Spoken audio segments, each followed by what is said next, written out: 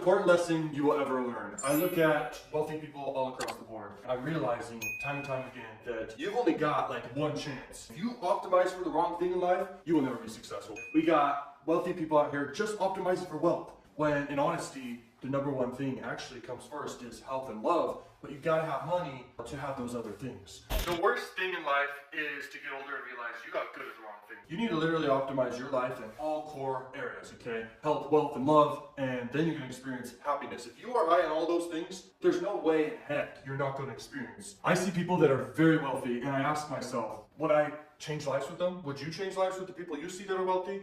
And I call it the exchange test, and there's other people who call it that. And basically what it means is, would you trade lives with these people? Do they have all areas figured out, all three areas? And are they actually happy and fulfilled? That's so important. So when you think of exchanging lives, those are the people you should be taking serious advice from.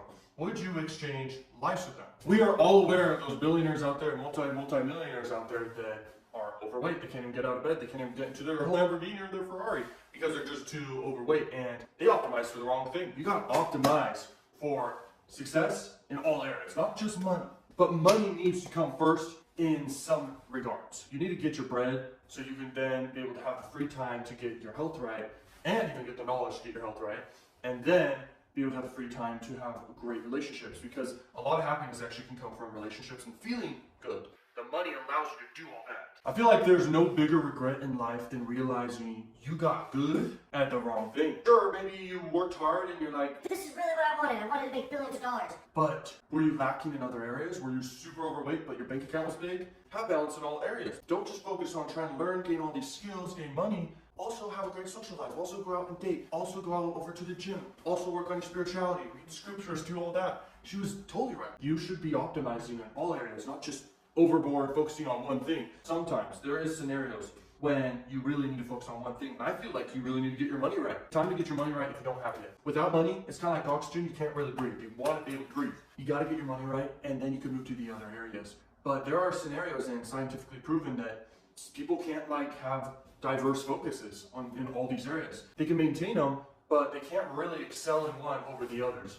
They can only really maintain them or just excel in one and not the other ones. In your young years, you basically use your health to gain wealth, and then when you're older, you use your wealth to get back your health.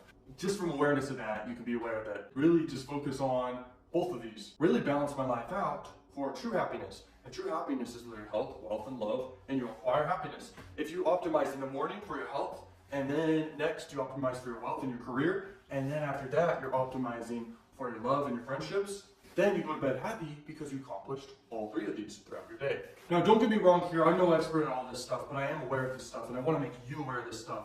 You can literally succeed in all these areas, and then there's other separate areas I won't get into. But you have the ability, you have the brain, and you can learn, gain knowledge, take action on this stuff, and you can have a discipline in your life to achieve all these things. There is no disadvantage to not doing this. It's all benefits. So why not just do it? Happiness and fulfillment. Have you ever felt fulfilled before? Maybe after you finished a huge art project or got an A on a test, or maybe you bought your house or something, you felt fulfilled. Now real quick, you could not be overweight. It's very important to understand this. If you're overweight, that's not okay, because you're capable of making that change happen, and you're gonna be happier for it. There's no reason to be mad at me saying that you should not be overweight. You should be fit. You shouldn't be maybe a bodybuilder, but you should definitely be lean and fit and feeling good. This video is for you. This is the most important video you ever heard of, because you got to make the paradigm shift in your brain that you need to acquire wealth, but you also need to acquire wealth for the time and energy to acquire health and love, and then achieve actual fulfilled happiness. Now I want to get into one more thing, which is basically most people don't have your greatest interest at heart. Like most humans in this earth, I'm sure you're acutely aware that basically your friends, your family can betray you. They don't want to, at least you think so, but you can't read minds. But you can read people, you can read actions, you can read behaviors, you can read body language, you can read based on what they do. Actions speak louder than words. And you got to know how to pick the right people in your life. Otherwise, everything else will go out the window. You could make millions of dollars and you could lose it all. Friends or family members can screw you over or do things to you. If you talk to evolutionary psychologists, you'll basically realize there's like this number where it's like 150 people actually have your back. Those people will stay with you and be loyal to you. But those are actual people all your brain can keep track of. Sure, there may be more. I mean, this is on average, 150 people. It may not be exact for everyone. But the point is, you have 150 people on average who have your back.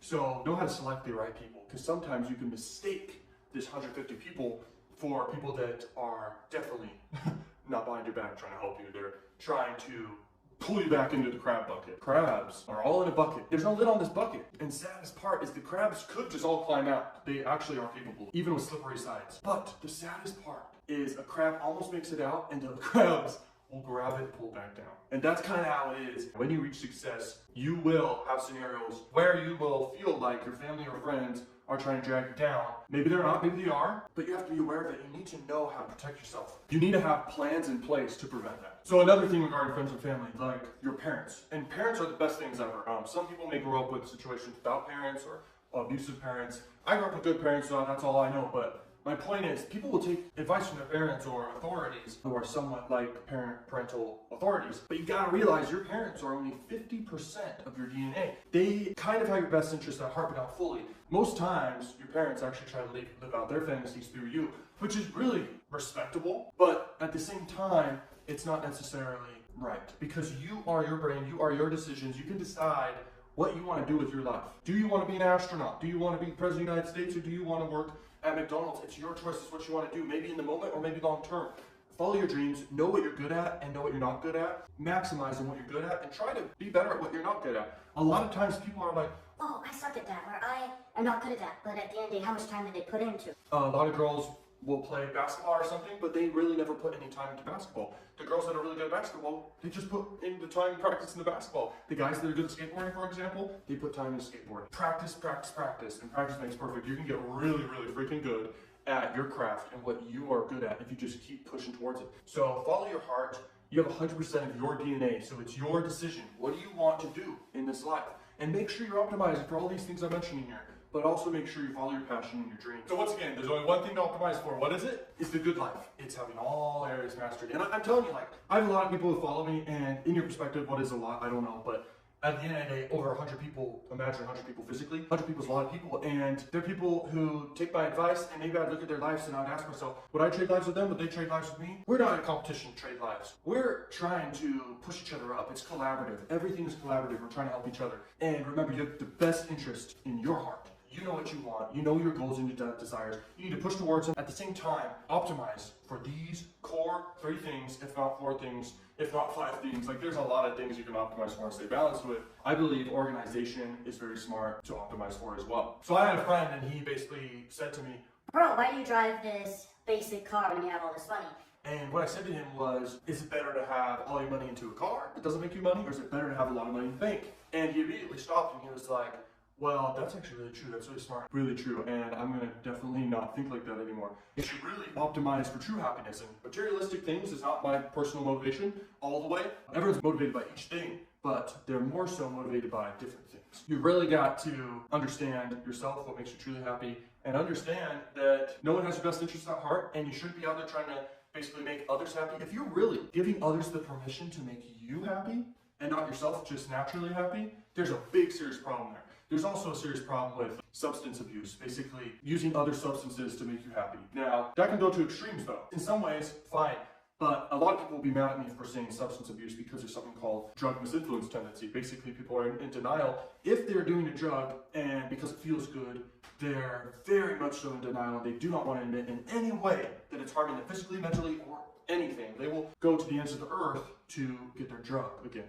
Okay, so it's basically a decision-making process. It's one of 25 biases. And drug misinfluence tendency is one of the worst things. And no, drug misinfluence tendency rewires your brain and does not have your best interests at heart, obviously. What are you optimizing for? That could be a big leak in your ship, which is you are the ship. And if you're gonna have a big leak like that, it's very, very hard to see success in life. You gotta decide you're gonna optimize for heroin, meth, etc., or you're gonna optimize for acquiring your dreams, your goals, your passions, and also maintain all these areas. You guys are probably like, oh, this kid's not qualified. Benjamin Feber doesn't know what he's talking about. But the most important thing is, I'm making you aware of this. I learned this from some of the smartest people in the world years ahead of me. And I'm returning the information back to you. And just being aware of this is called law of suggestion. So if you're suggested to this, raises your awareness levels where now you're going to be able to at least think about this, take action on this, ponder about this, and hopefully change your life for the better. Because at the end of the day, that's the whole goal. And we got to optimize in a collaborative way for all of us to motivate each other and inspire each other to actually change our lives and actually do the best and be the best person that we can be.